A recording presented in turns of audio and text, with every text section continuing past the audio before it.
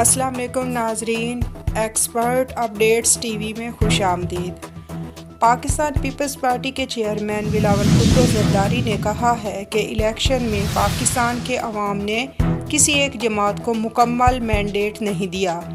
تمام stake holders کو مل بیٹھ کر فیصلہ کرنا ہوگا۔ مسلم لیگ کو اگر وزارت عظمیٰ کا ووٹ دیا تو اپنی شرائط اور مرضی پر دوں گا۔ مجھ پر الزامات لگانے سے پہلے ثبوت دیں۔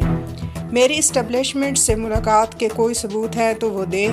سپریم کورٹ کے باہر میڈیا سے گفتگو کرتے ہوئے بلاول بھٹو زرداری کا کہنا تھا کہ سیاسی جماعتوں کو آپس میں مل بیٹھ کر ملک کا مستقبل طے کرنا ہوگا۔ نون لیگ سے ہمارے مذاکرات چل رہے ہیں، پیپلز پارٹی اپنے موقف پر قائم ہے۔ اگر کوئی دوسرا اپنا موقف تبدیل کرے تو پھر پیش رفت ہو سکتی ہے۔ جمہوریت میں سب کو مل کر چلنا پڑتا ہے۔ اسی میں ہم سب اور عوام کا فائدہ اور بھلائی ہے، اس کے لیے ہمیں کام کرنا چاہیے۔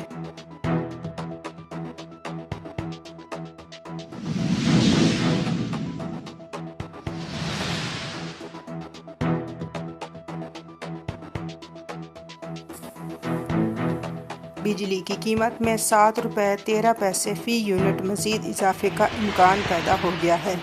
تفصیلات کے مطابق سینٹرل پاور پرچیزنگ ایجنسی نے بجلی کی فی یونٹ قیمت میں اضافے کے لیے درخواست نیپرا میں جمع کرا دی ہے، جس میں نیپرا سے بجلی 7 روپے 13 پیسے فی یونٹ مہنگی کرنے کی درخواست کی گئی ہے۔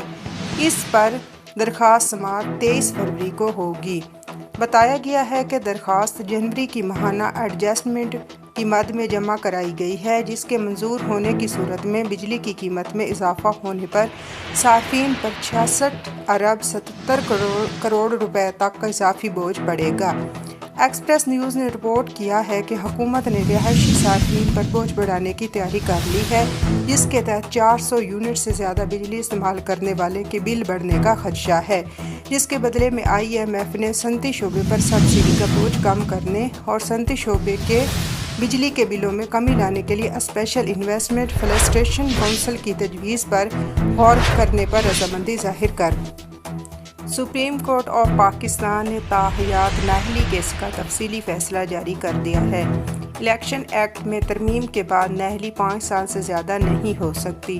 آرٹیکل 62(1)(f) کے تحت سیاست دانوں کی نااہلی کیس کا 53 صفحات پر مشتمل فیصلہ چیف جسٹس پاکستان قاضی فائز عیسیٰ نے تحریر کیا، جبکہ جسٹس یحییٰ افریدی کا اختلافی نوٹ بھی تفصیلی فیصلے میں شامل کیا گیا ہے۔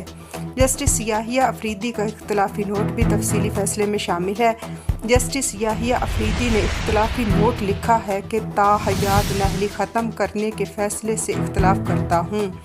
آرٹیکل 62(1)(f) کے تحت نااہلی مستقل یا تاحیات نہیں۔ آرٹیکل 62(1)(f) کے تحت نااہلی کورٹ آف لا کی ڈکلریشن تک محدود ہے۔ پاکستان مسلم لیگ نون اور پیپلز پارٹی کے مذاکرات کی اندرونی کہانی منظر عام پر آ گئی ہے۔ میڈیا رپورٹس کے مطابق ذرائع کا کہنا ہے کہ دونوں جماعتوں میں آصف علی زرداری کو صدر اور شہباز شریف کو وزیر اعظم بنانے پر اتفاق پایا جاتا ہے۔ مسلم لیگ نون 6 ماہ کے اندر صوبہ پنجاب میں بلدیاتی الیکشن کا مطالبہ بھی مان چکی ہے۔ تاہم پاکستان پیپلز پارٹی نے قومی اسمبلی میں اسپیکرشپ اور پنجاب میں گورنر کا عہدہ بھی مانگا ہے، لیکن نون لیگ دونوں عہدے دینے کو تیار نہیں۔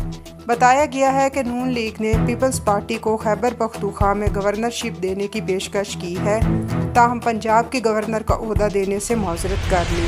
دونوں جماعتوں کے درمیان مذاکرات میں فیصلہ ہوا کہ بلوچستان کا گورنر نون لیگ اور وزیر اعلیٰ پیپلز پارٹی سے ہوگا۔ اسی طرح چیئرمین سینیٹ مسلم لیگ سے لیا جائے گا، تاہم اسپیکر قومی اسمبلی تاحال فیصلہ نہ ہو سکا۔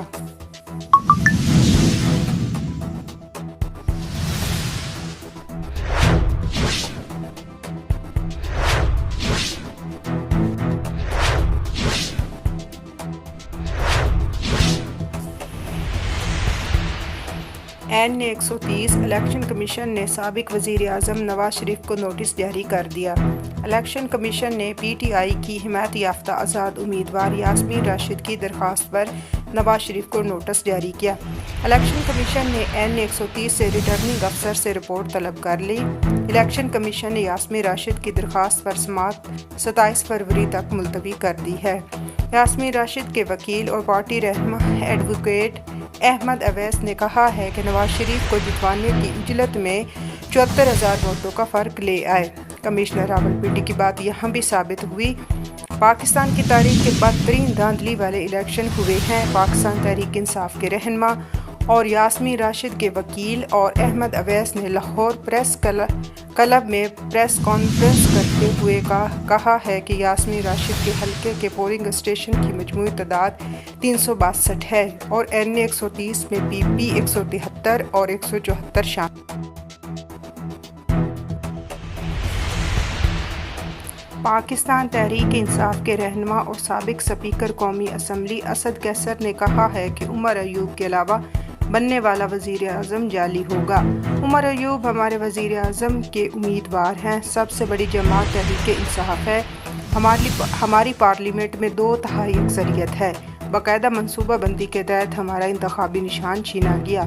پی ٹی آئی اور جے یو آئی شہرانی گروپ کے رہنماؤں کے اجلاس کے بعد مشترکہ پریس کانفرنس کرتے ہوئے انہوں نے کہا کہ سابق کمشنر راولپنڈی کے الزامات پر جوڈیشنل انکوائری کرائی جائے، کیونکہ لیاقت علی چٹھا کے انکشافات کے بعد واضح ہو گیا کہ الیکشن میں کتنی بڑی دھاندلی کی گئی ہے۔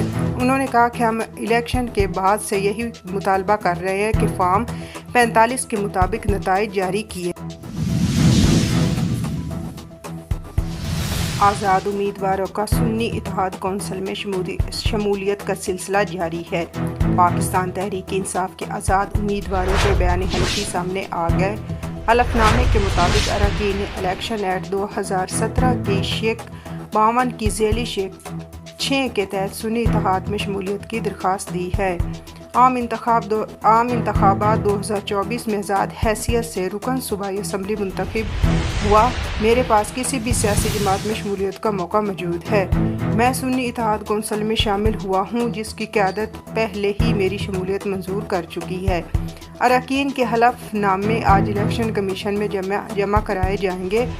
سنی اتحاد کونسل نے مخصوص نشستوں کے لیے الیکشن کمیشن میں درخواست جمع کرا دی۔ سنی اتحاد کونسل نے گزشتہ روز الیکشن کمیشن کو